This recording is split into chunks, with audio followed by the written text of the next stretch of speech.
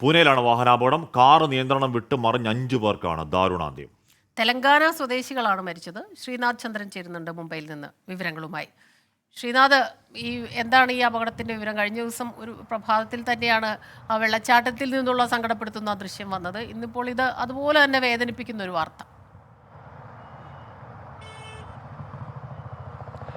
തീർച്ചയായും ഇന്നലെ വൈകിട്ട് ഏതാണ്ട് 4 മണിയോടെ നടന്ന അപകടത്തിൻ്റെ വിവരങ്ങളാണ് ഇപ്പോൾ പുറത്തു വരുന്നത്.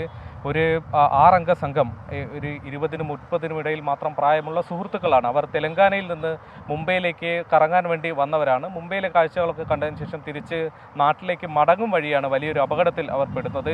അതിൽ 6-ൽ 5 പേരും മരിച്ചു. ഒരാൾ ഗുരുതരാവസ്ഥയിൽ ചികിത്സയിലാണ്. പൂനെ ഷോളാപൂർ ഹൈവേയിൽ വെച്ചാണ് കാറിൻ്റെ ടയർ പൊട്ടി എന്നതാണ് പ്രാഥമികമായി മനസ്സിലാക്കുന്നത്.